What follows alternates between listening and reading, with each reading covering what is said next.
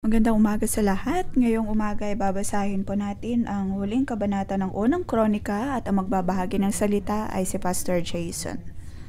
Ito na po ang huling kabanata ng unang kronika, chapter 29. Ito po ang pagtatapos ng unang kronika. Mula chapter 1 to 28, yun po ang talaang kanan ng Israel. Ang pagkakapanganak kay David. Si David ay naitanghal bilang hari. Sa chapter 23 ay ipinasa ni David ang baton ng pagiging hari.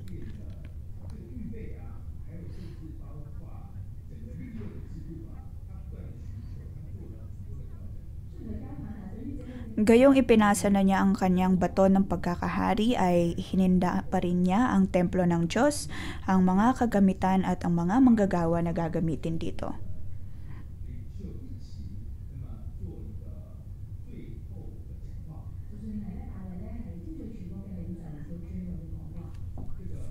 Tinipon ni David ang mga pinuno ng mga bayan at ibinigay ang kanyang huling habilin. Sa dulo po ng ating buhay, sa ating pagpapasa ng baton, kapag tayo'y nakaratay na, maaaring matipon din po natin ang ating mga pamilya, o kaya tipunin ang iyong mga cell member. Kung ikaw ay isang MG leader, iyong titipunin ang iyong mga tribo, ano ang iyong sasabihin sa kanila? Ito ay magandang katanungan. Sa dulo ng iyong buhay, ano ang iyong sasabihin sa iba?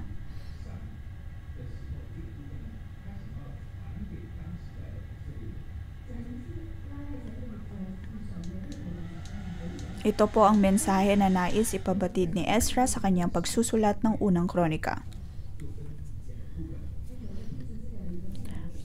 Ang huling mensahe o ang kabanatang ito ay maihahati po natin sa dalawang seksyon.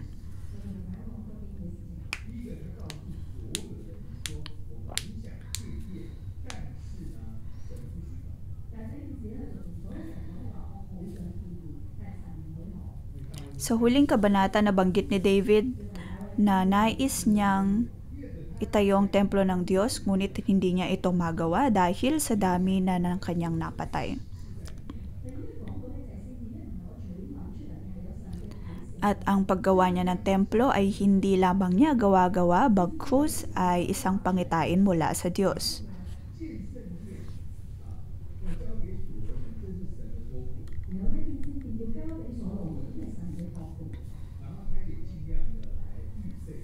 Ipinagkatiwala ng Diyos kay Solomon ang pagtatayo ng templo ng Diyos.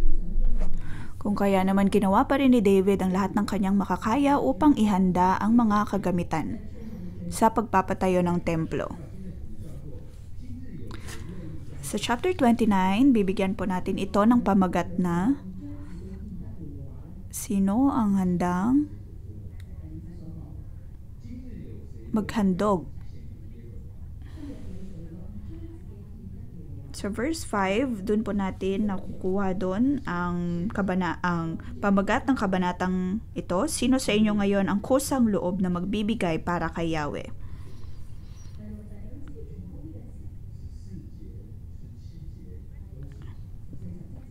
Sa verse 6 to 9, sa verse 14, 17, nabanggit doon ang kusang loob. Sino ang kusang loob na magbibigay para kay Yahweh? Ito ang huling pagtawag ni David.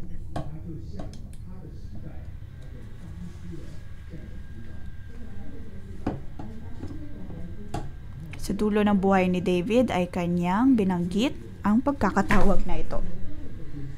Ito ay hindi lamang para sa mga tao noong araw ni David, bagkus ay para din sa mga taong nakabalik mula sa pagkakadakip at maging sa atin ngayon. Sa verse 1 to 5, mahal ni David ang tahanan ng Diyos. Sa verse 1, ipinahayag ni Haring David sa buong kapulungan, ang anak kong si Solomon na pinili ng Diyos upang humalili sa akin ay bata pa at walang sapat na karanasan. Napakalaki ng gawaing kakaharapin niya sapagkat ang gagawin niya ay hindi isang palasyo para sa tao kundi templo para sa Panginoong Yahweh.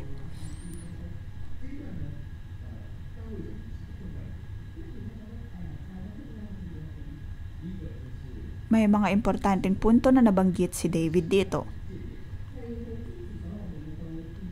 Kanyang sinusuportahan si Solomon sa kanyang pagpapatayo ng templo ng Diyos dahil ito ay tahanan ng Diyos.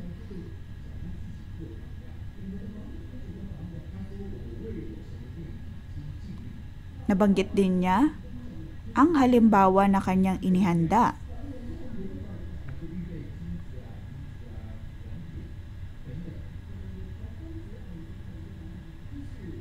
Sa verse 2, dahil dito sinikap kong magtipon ng mga gagamitin para sa templo ng aking Diyos.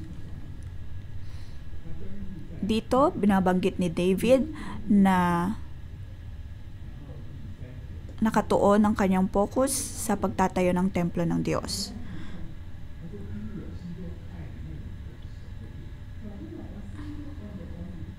Sa verse 3, nabanggit dito na inilaan ko na ni David ang mga gawaing ito sapagkat kasiyahan niyang magkaroon ng templo ang kanyang Diyos. Sa libro ng mga awit ay makikita po natin ang uri ng pag-ibig na mayroon si David para sa Panginoon. Nais niyang manatili sa templo ng Diyos habang buhay. Ang isang araw sa templo ng Diyos ay higit na mabuti kaysa sa 1,000 araw sa mundo. Nais talaga ni David ang manatili sa tahanan ng Diyos.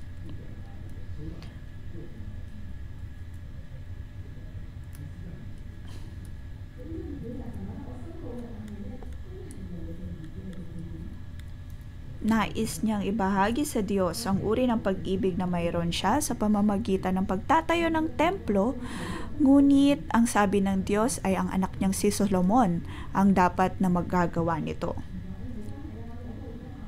Sa kabila ng pagtangging ito ng Diyos ay hindi po ito ikinasama ng loob ni David.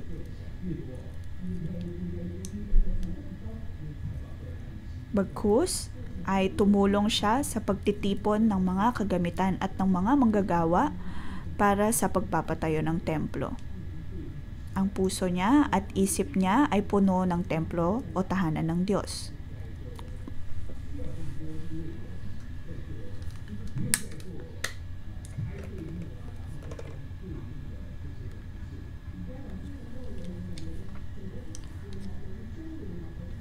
Sa pagpapatayo ng templo ng Diyos ay hindi na kailangang magdoble kayod ng mga Levita, lalo na sa pagbababa o sa pagtatayong muli ng templo, ng tolda.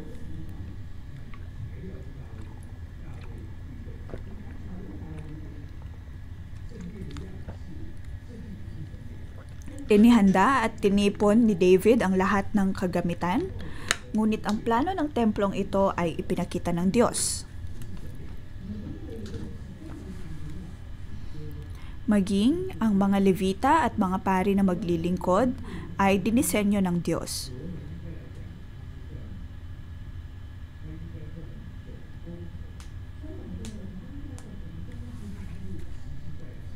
Masasabi natin na si Solomon ang nakapagpatayo ng templo ng Diyos, ngunit si David ang nagdisenyo ng mga ito.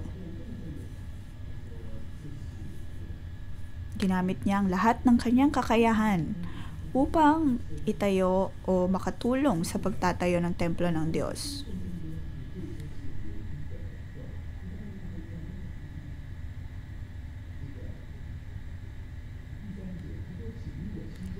Sa verse 3, sapagkat kasiyahan kong magkaroon ng templo ang aking Diyos.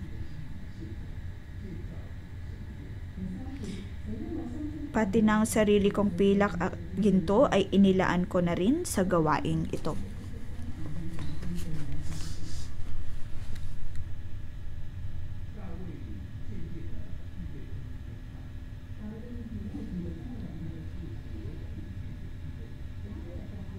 pagtatayo ng templo ng Diyos,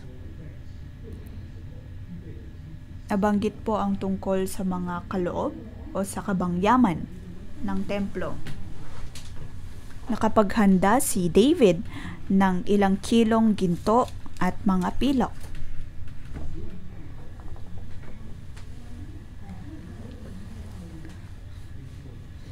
Mayroong 10,000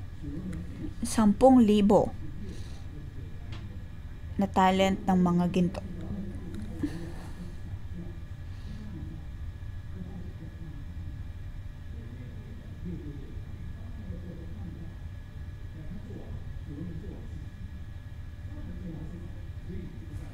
Si Solomon ay naging hari ng 40 taon.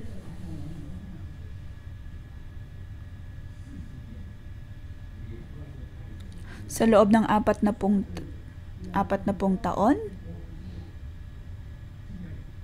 ang kinita ng kaharian o ng buwis ay umabot ng 20,000. Ngunit sa panahon ni David ay mayroong 100,000 na ginto at pilak. Ibig sabihin, malayong mas malaki ang kita, ang kabangbayan at ang buwis na natanggap sa kaharian ni David kumpara sa paghahari ni Solomon.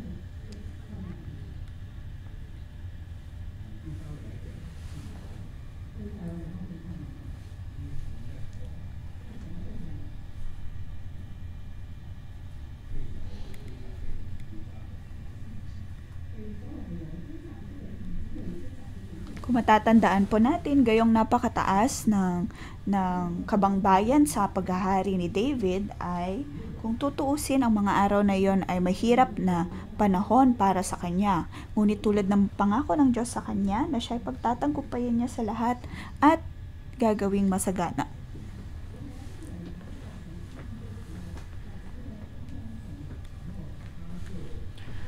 Dito natin makikita na sino mang maglilingkod sa Diyos o sino mang may labis na pananabik sa Kanya ay Kanyang pagpapalain at pasasaganain.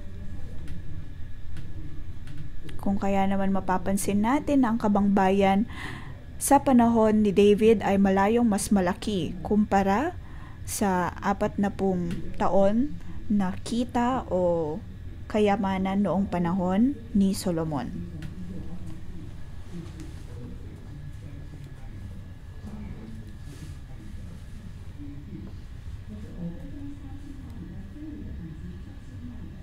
Sa verse 4, may nakalaan sa templo na 105,000 kilong ginto na mula pa sa Ophir at 245,000 kilong purong pilak na ididikit sa mga dingding ng templo at sa iba pang mga bagay na gagawin ng mga mahusay na platero.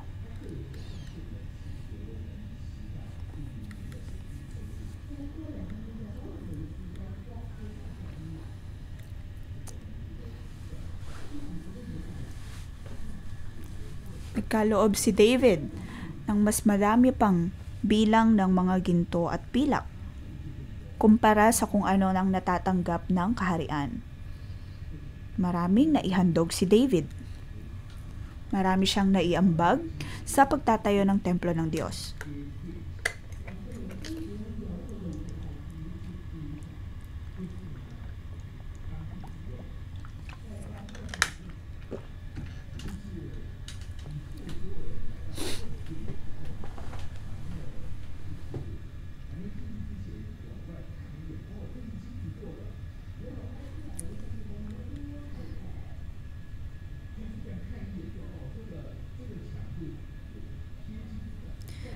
Dito makikita po natin o maaari po nating may pasok sa ating imahinasyon na dahil sa dami ng palamuting ginto sa loob ng templo, ay pagsilip pa lamang nila ay nagniningning na ang loob ng templo.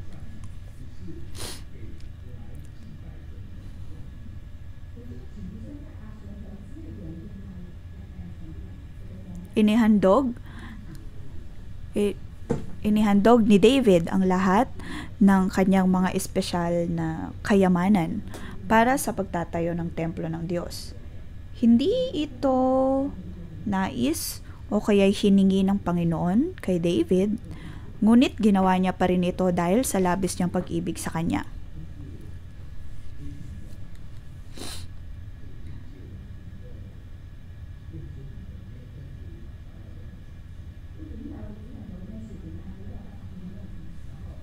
Maaari lamang po natin itong pag-usapan, ngunit hindi po natin ito mararanasan.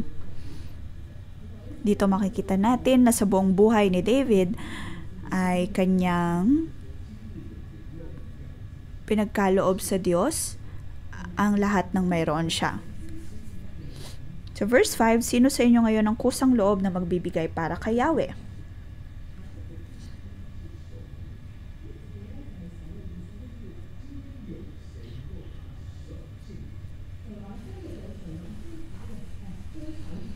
Ang original na ibig sabihin nito ay sino o kaninong mga kamay ang nais na magkusang loob na magbigay para kay Yahweh.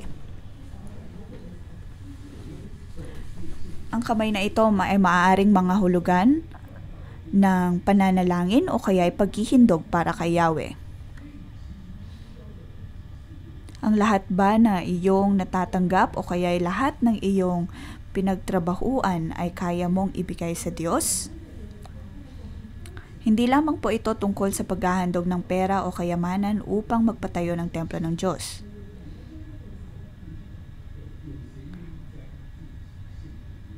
Ngunit ang nababanggit po dito ni David ay kung sino ang kusang loob o kaninong kamay ang may nais at may kusang loob na magbigay para kay Yahweh. Tulad ng ginawa ni David, na buong buhay niya ay naroon ang kanyang pananabik na maglingkod at magbigay para sa Panginoon.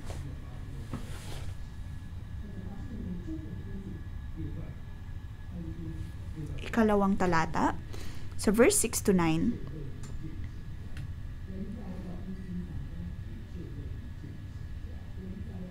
Ang mga pinuno ay kusang loob na magtatayo ng tahanan ng Diyos. Verse 6, sumayon agad ang mga pinuno ng mga sambayan, ang mga pinuno ng mga lipi, pinuno ng mga hukbo at mga katiwala ng hari. Verse 7, kusang loob silang nagbigay at ang natipon para sa gagawing templo ay nasa 175,000 kilong ginto, 350 kilong pilak, 630 kilong tanso, at 3,500,000 kilong bakal.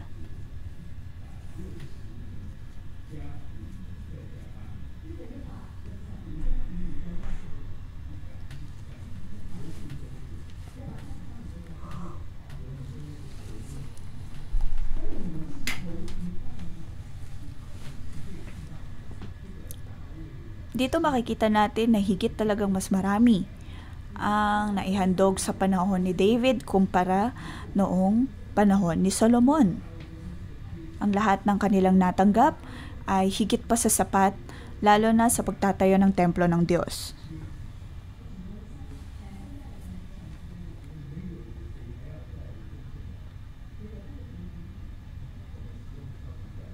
Ngayon, aking naibigay ang aking mga espesyal na handog sa Diyos. Ano naman ang iyong maibibigay?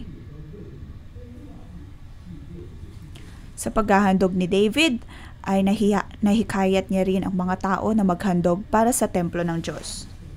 So, kaya naman sa verse 9, ang sabi doon, masayang-masaya ang mga tao sa kanilang mga kusang loob na paghahandog kay Yahweh at labis din itong ikinatuwa ni Haring David.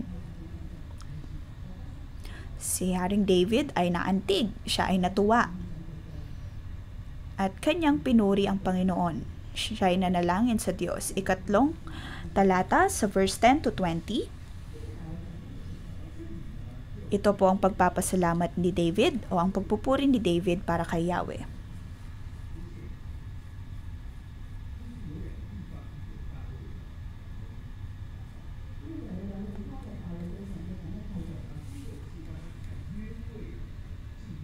Ang panalangin o ang pasasalamat na ito ni David ay Dalawang beses po nating makikita sa Biblia. Una ay nung panahon na naibalik ang tipan ng Diyos sa Jerusalem. Ang ikalawa naman ay ang pagpupuri na ating mababasa dito sa kabanatang ito. Ang pasasalamat niya ay inilala sa pagsusulat ng Biblia. Maaari po natin itong hatiin sa tatlong parte. Sa verse 10, sa harapan ng mga tao ay tuwang-tuwa si David na nagpuri kay Yahweh.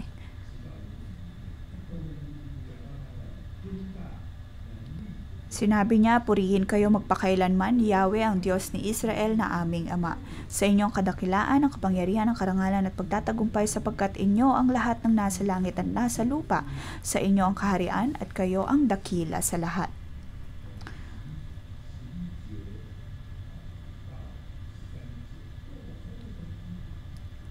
Verse 11 to 13.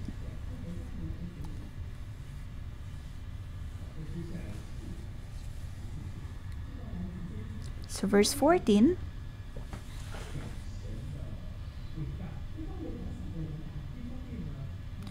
sa unang bahagi ay nabanggit ni David ang pagpupuri niya sa Diyos, at sa ikalawang bahagi naman, lalong-lalo na sa verse 14, ay kanyang nabanggit sa Diyos kung sino nga ba siya upang ipagkaloob ang lahat ng ito, dahil ang lahat ng mayroon siya ay mula sa Diyos. Ngunit sino ako at ang bayang ito?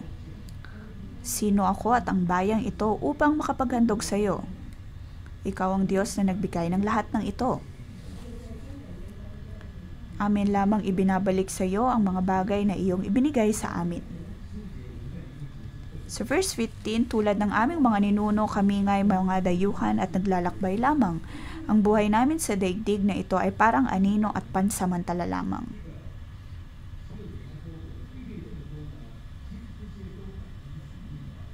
O Yahweh na aming Diyos, ang lahat ng kayamanang ito na aming ibinigay para ipagpagawa ng inyong tahanan ay sa inyo rin nagmula. Alam ni David ang kadakilaan ng Diyos at alam niya na ang lahat ng mayroon siya ay mula sa Panginoon.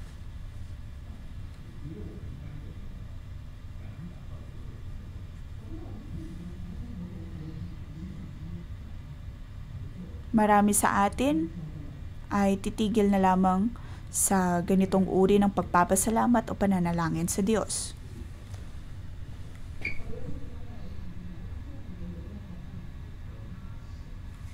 Madalas ang pagbibigay natin sa Diyos sa ating paghahandog ay pakiramdam natin ay marami nang nawala sa atin. Ngunit di tulad ni David, sa kanyang paghahandog ay makikita po natin ang pagkilala niya na ang lahat ng mayroon siya ay mula sa Panginoon.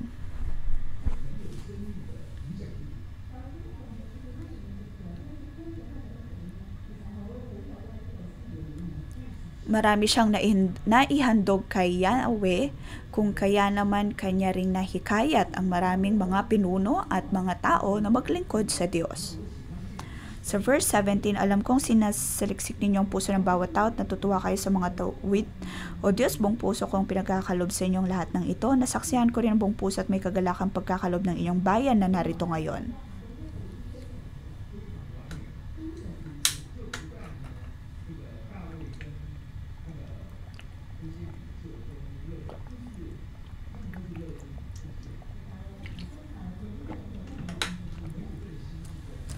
Si David at ang kanyang mga pinuno ay buong puso at dalisay na naghandog sa Diyos. Verse 18, Yahweh, Diyos ni na Abraham, Isaac at Jacob na aming mga ninuno, panatilihin ninyo sa isipan ng inyong bayan ang mga layuning ito at akayin ninyo silang palapit sa inyo.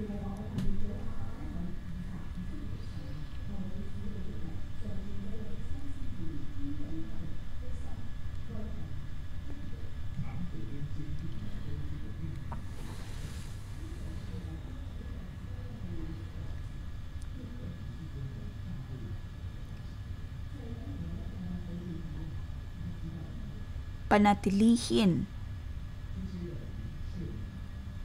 at akayin papalapit sa inyo.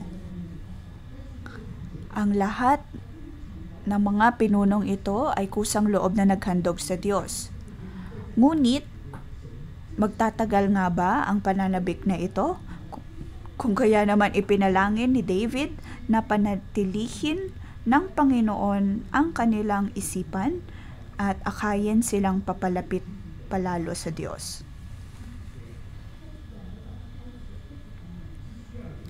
Kung gagamitin lamang natin ang ating sariling kalakasan ay hindi po natin ito magagawa. Hindi po tayo magtatagal lalo na sa kusang loob na paghahandog sa Diyos.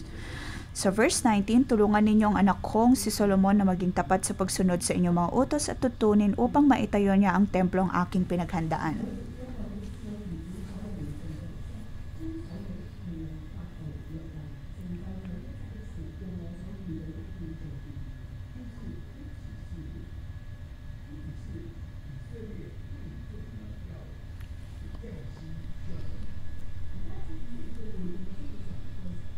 Hindi lamang ang Israel ang nangangailangan ng proteksyon ng Diyos, kundi maging si Solomon.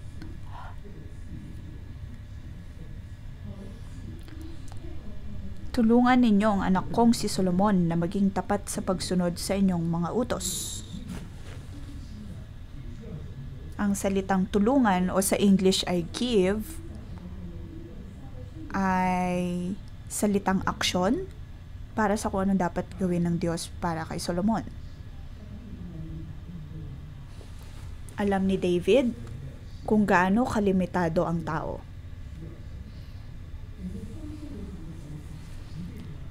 Kailangan natin ng Diyos upang proteksyonan ang ating mga puso. Maaring ngayon ay naroon ang ating pananabik at pagiging masigasig sa paghahandog at paglilingkod sa Diyos, ngunit mahalaga pa rin patuloy na ipanalangin na tayo'y tulungan ng Diyos upang manatili sa atin ang pananabik at sigasig na ito.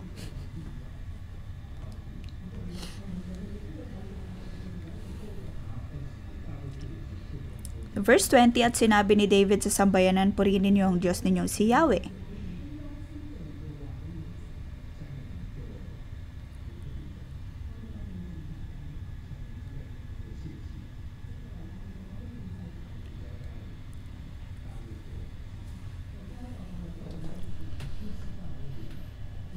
Si David ay naging hari ng Israel ng 40 taon. Ito po ang huling pagtawag para kay David.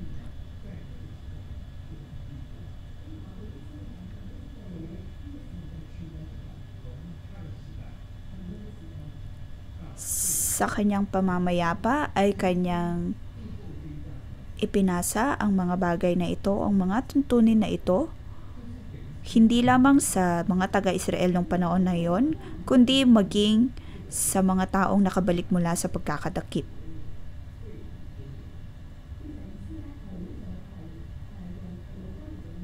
Nais ni Ezra na makita ng mga Israelitang mula sa pagkakadakip ang mga bagay na ito. Lalo na ang huling mensahe ni David.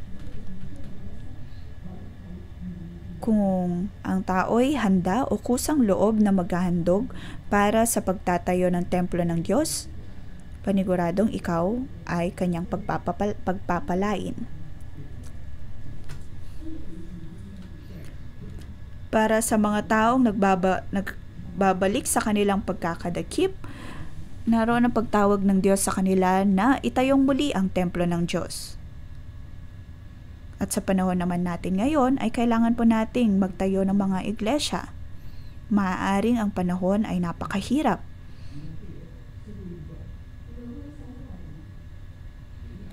Sa Hong Kong ay nagkaroon ng social movement o mga pagprotesta. Nagkaroon din ng pandemya.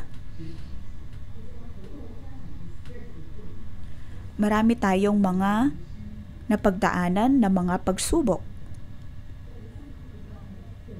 Ngunit sa lahat ng ito, ang focus po dapat natin ay nakatuon sa pagtatayo ng Iglesia ng Diyos. Huwag po nating isipin na tayo ay limitado. Mayroon akong nabasa na balita ngayong umaga. Ang Hong Kong ay nakakuha muli ng gintong medalya sa Olympics. Ang Hong Kong ay napakaliit na bayan.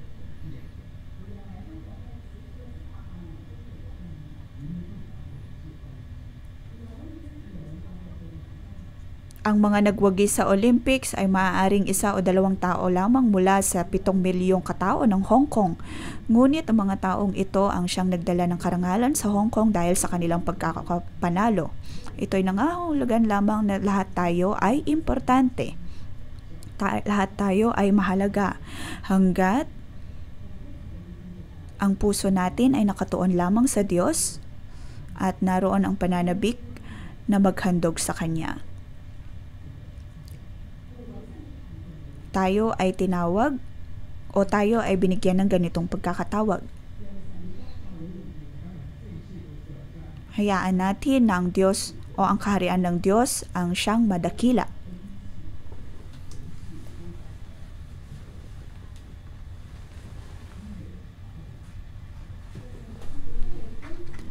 Ang mga handog na ibinigay ng Diyos ang siyang dapat din nating ibigay sa Kanya.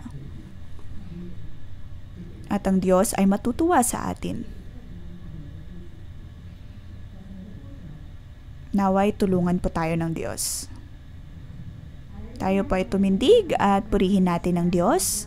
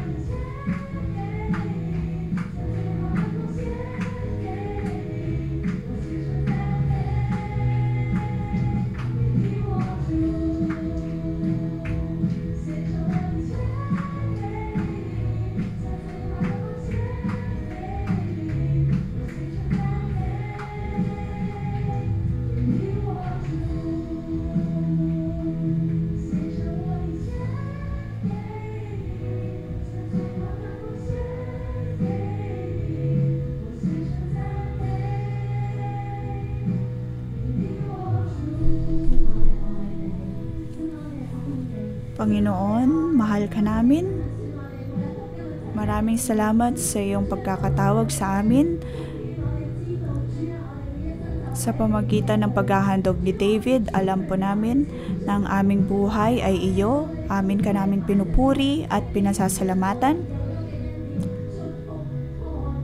Ang lahat ng mayroon kami ay iyong ibinigay. At sa amin nga pong paghahandog ay mas marami ka nang naibigay sa amin.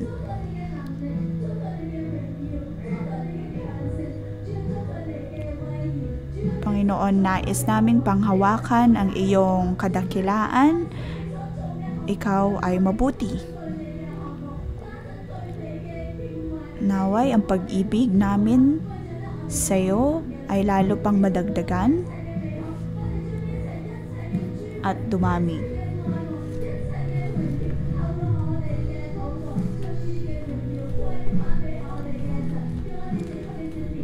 Aming ibinibigay ang lahat ng papuri at kadakilaan sa iyo.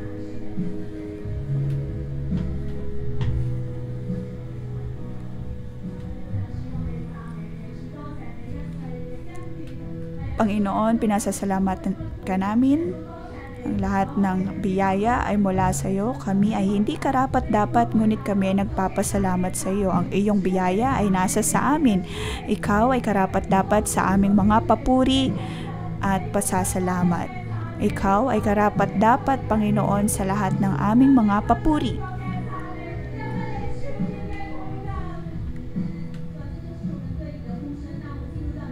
Panginoon, ito ang aming daing sa iyo sa aming pagpasok sa iyong templo. Ang lahat ng mayroon ako, lahat ng nasa akin ay dapat na magpuri sa iyo. Naway ako at ang aking salinlahi ay magpapatuloy sa pagpupuri sa iyo dahil ikaw ay dakila. Ang lahat ay mula sa iyo at para sa iyo. Mga kapatid, sabihin natin sa Diyos kung gaano natin siya kamahal. Dahil kung hindi ay hindi po tayo dudulog sa pang-umagang deposyon, hindi po tayo babangon ng ganito kaaga. Ngayon, sabihin po natin sa Kanya kung gaano natin siya kamahal. Kung gaano po natin kamahal ang Panginoon.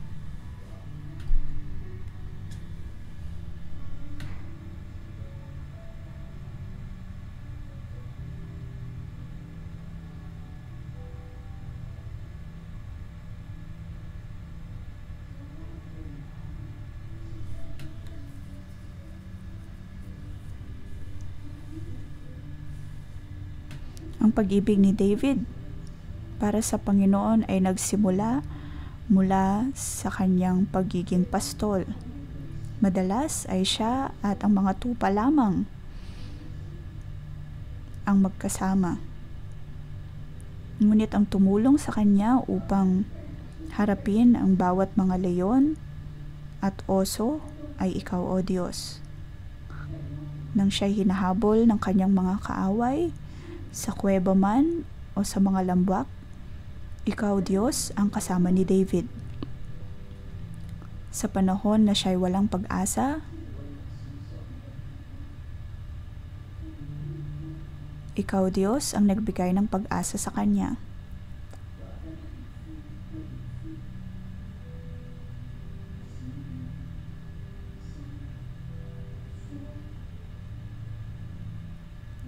Nang siya'y nagkasala sa pangangalo niya at sa pagpatay ng tao, ikaw pa rin, O Diyos, ang nagligtas sa kanya.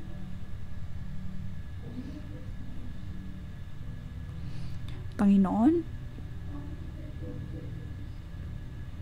tulad ni David, nang kami ay makasalanan pa lamang, nang hindi ka pa namin kilala, hindi pa namin nakikilala ang iyong pagka-Diyos, ay tinawag mo na kami sa pamamagitan ng iyong pagsasakripisyo sa krus ng Kalbaryo, ay binigay mo ang iyong buhay sa amin. Ngayon ay itinataas namin ang aming kamay sa iyo. Ako ay nagkukusang loob.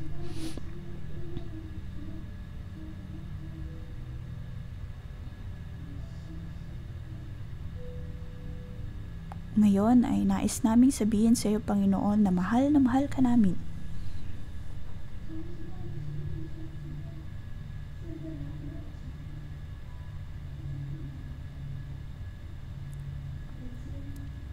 May mga kapatiran kaming hindi makarating sa pang-umagang debosyon dahil sila ay nasa banig ng karamdaman, sila ay nahihirapan, sila ay may mga pinagdaraanan, ngunit alam namin na sa puso nila ay mahal na mahal kanila.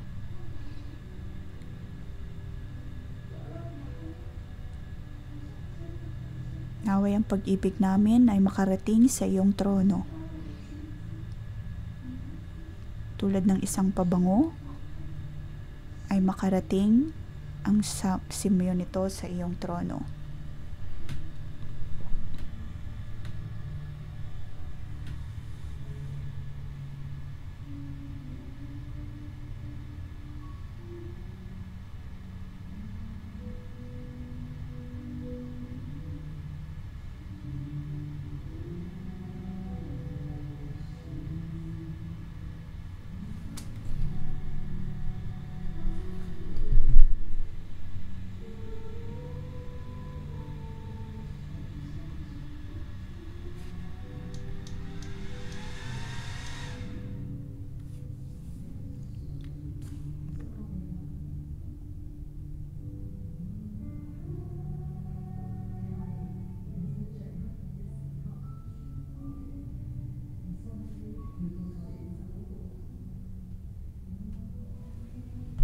Panginoon, sa panahon ng kadiliman, Ikaw ang Diyos na lumakad kasama namin.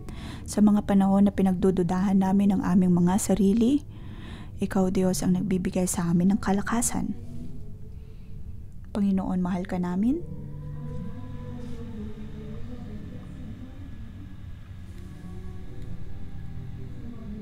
Paano namin masusuklian ang iyong biyaya? Paano namin susuklian ang lahat ng ito sa pamamagitan ng aming pag-ibig?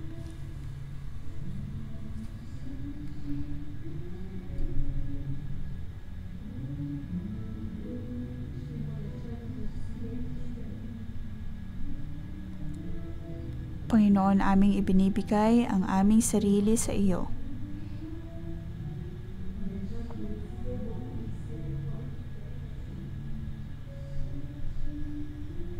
Amin pong ibinibigay ang aming munting pag-ibig sa iyong napakadakilang pag-ibig.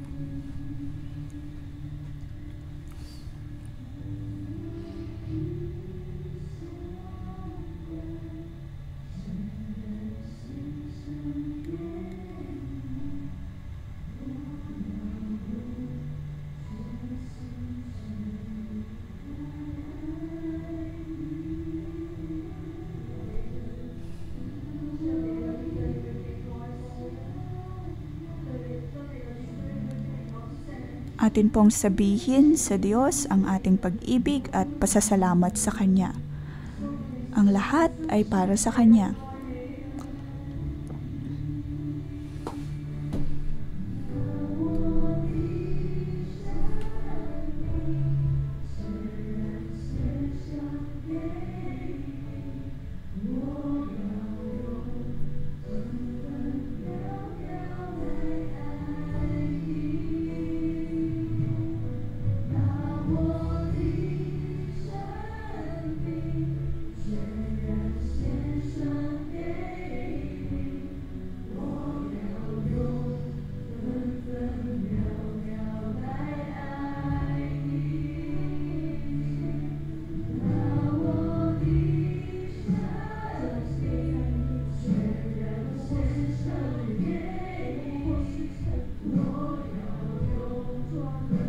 Panginoon, kami ay mga dayuhan at mga alibok-kabok lamang sa iyo. Ngunit Ikaw, O Diyos, ang nagbibigay sa amin ng hininga.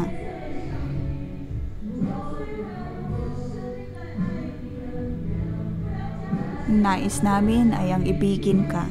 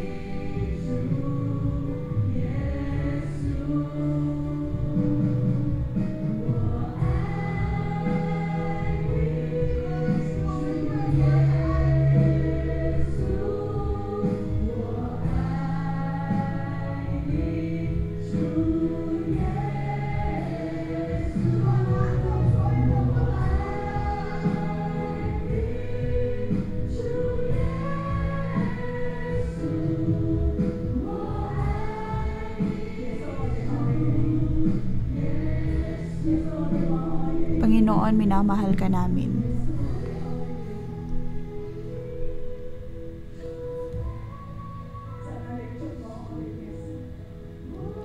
Panginoon, naway hipuin mo ang aming mga puso.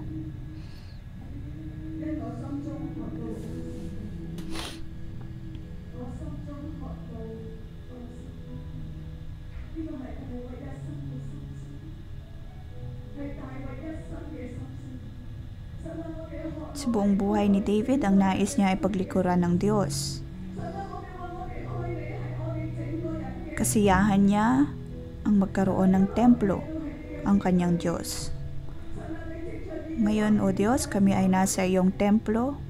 Sa pamamagitan ng iyong mga salita ay iyong sinasabi sa amin na dapat kaming maging tulad ni David na nakatuon lagi ang focus sa iyo.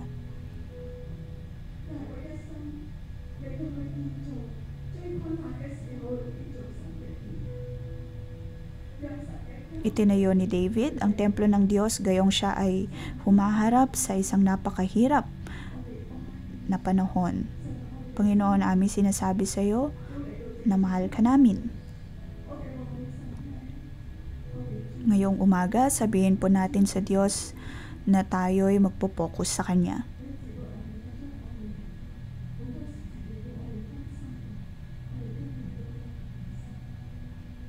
Maaaring tayo ay magambala ng ilang mga bagay. Tayo ay may mga anak. O kaya ay may sakit at karamdaman. O kaya ay magambala maging ng salita mula sa ibang tao. O ng maging ekonomiya.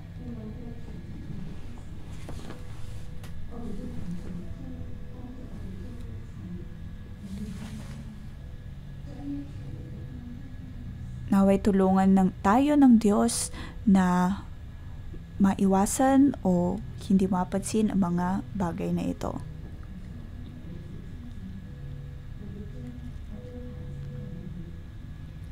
Panginoong Jesus, aking isinusuko sa iyo ang aking mga anak. Ako ay mayroong anak na may special needs. Ako ay limitado lamang at may mga panahon na ako'y nahihirapan.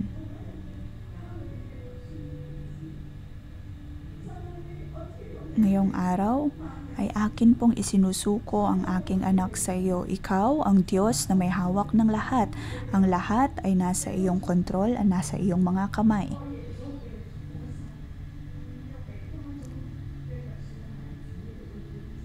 Naway,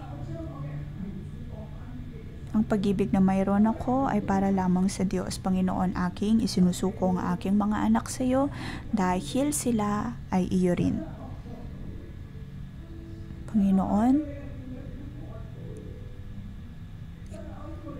ikaw ang nais ko. Naway tanggalin mo ang lahat ng mga distraksyon na ito.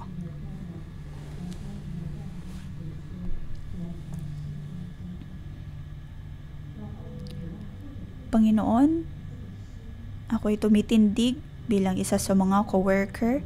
Nais po naming isuko ang lahat ng ministeryo na mayroon kami sa iyo. May mga pagkakataon na kami ay nagagambala o kaya ay nagdududa. Nais naming gumawa ng mga bagay na maayos, ngunit kami ay nahihirapan at nakakalimutan namin ang dapat na relasyon sa iyo. Panginoon, naway dagdagan mo ang pag-ibig at pananabik na mayroon kami sa iyo.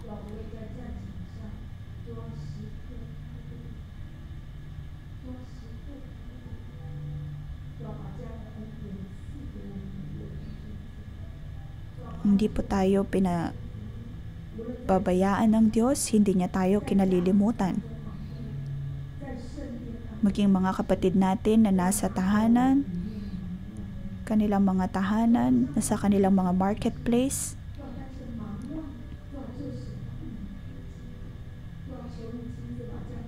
Panginoon, tanggalin mo ang pagiging aligaga.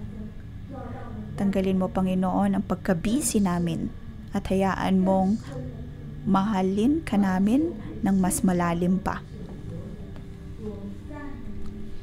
Amin pong ibinibigay ang lahat sa iyo.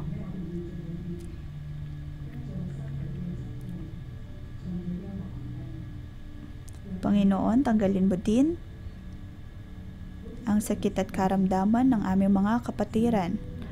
Dahil sa mga sakit na ito ay nawawalan sila ng pag-asa.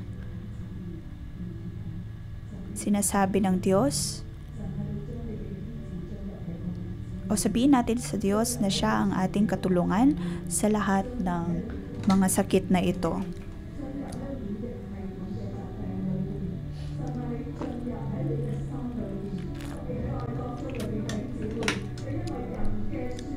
Panginoon, makialam ka sa kalusugan ng mga kapatirang ito.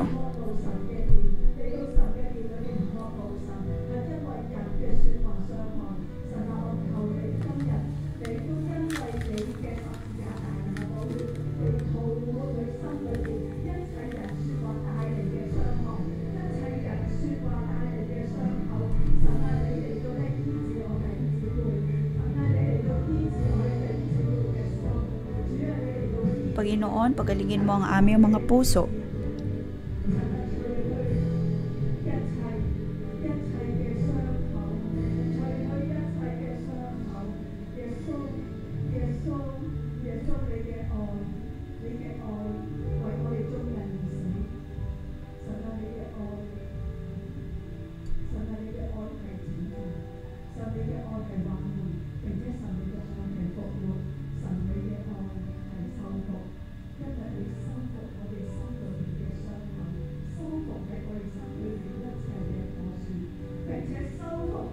Panginoon, naway ibalik mo ang aming kalusugan at buong pagkatao sa iyong pangalan.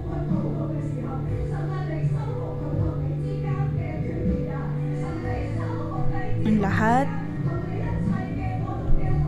ay maibalik sa atin. Panginoon, kami ay tumatawag sa iyo.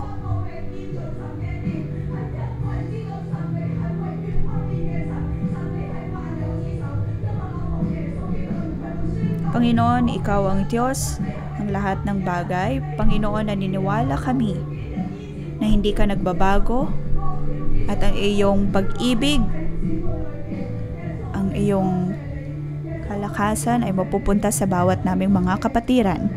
Panginoon, pinapasalamatan ka namin. Mga kapatid, atin pong pagkatiwalaan ng Diyos ang Panginoong Hesus. Pagkatiwalaan natin ang kanyang mga pangako ay hindi magbabago at hindi magmamaliw. Tayo po'y manalangin. Panginoong Hesus, kahit pagano kahirap ang aming sitwasyon, kahit ano pa mang mga salita na sumisira sa amin o mga taong nananakit sa amin, ang lahat ng ito ay hindi titigil sa akin upang dumulog sa Panginoong Hesus. Dahil ikaw, O Diyos, ang aking pag-asa, ikaw ang aking kaligtasan, ang iyong pag-ibig, ang siyang nagbibigay kagalingan. Ang pagliligtas mula sa iyong cross, ang siyang nagtatanggal sa bawat sumpa at siyang nagpapagaling ng bawat sakit na aking nadama.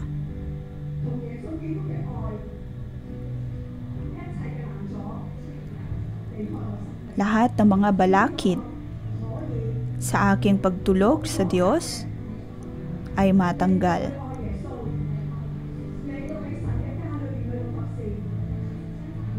Ang nais ko ay ang paglingkuran ng Diyos at ang mga ng Diyos. Sa ngalan ni Jesus, Amen.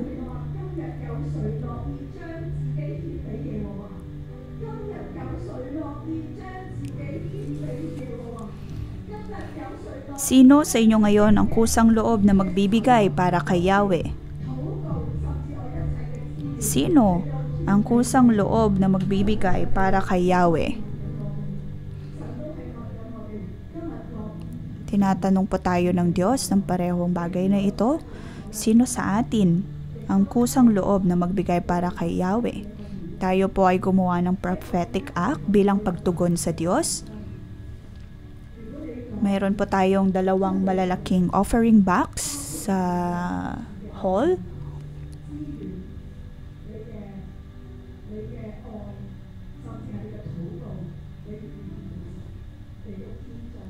Ano man pong bagay na nais nating ipagkaloob sa Diyos, tayo po ay lalakad patungo sa offering box. Atin pong ialay o ihandog ang ating mga kamay sa offering box na ito bilang pagpapakita ng ating kusang loob na pagbibigay sa Panginoon.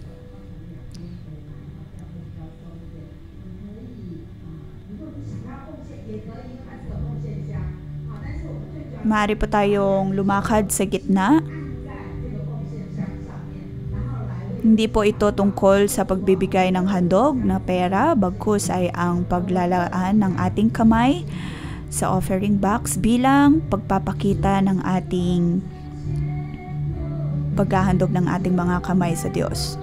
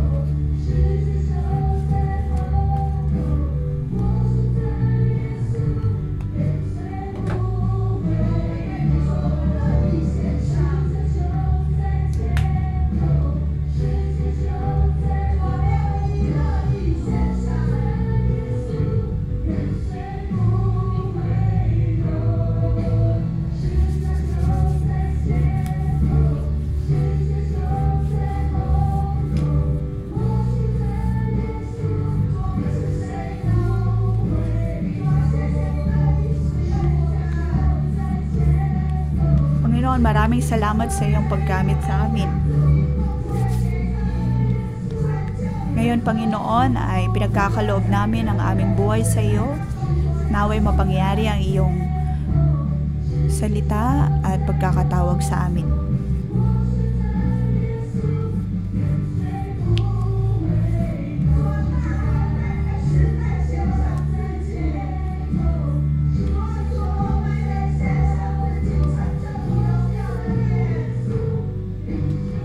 Inihandog ni David ang kanyang sarili sa Panginoon at ngayon nga ay atin pong ihandog ang ating henerasyon sa Panginoon upang maitayo ang kanyang templo.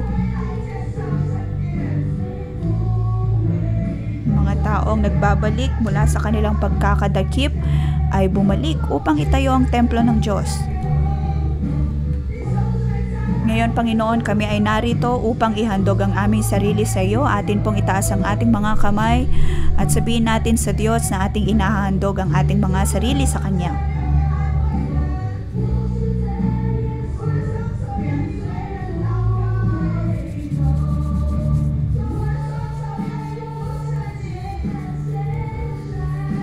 Panginoon, ang aking mga kamay ay upang paglingkuran ka, upang papurihan ka.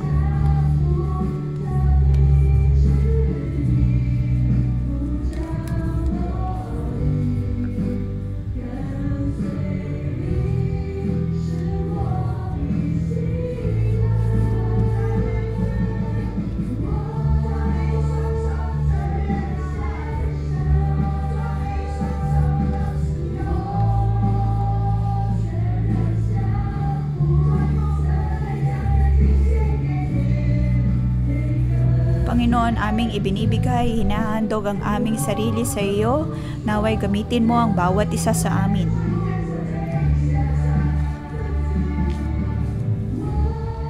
Panginoong Yesus, inihandog mo rin ang iyong sarili para sa amin, kung kaya naman ikaw ay aming pinapupurihan.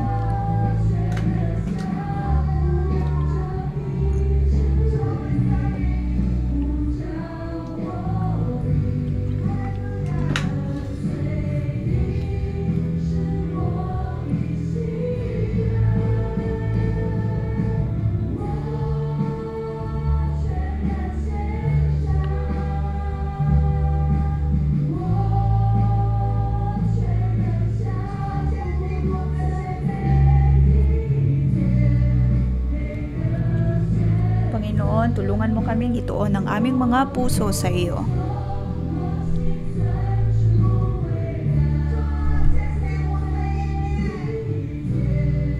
Panginoon, ituon mo ang aming puso at isip sa iyo.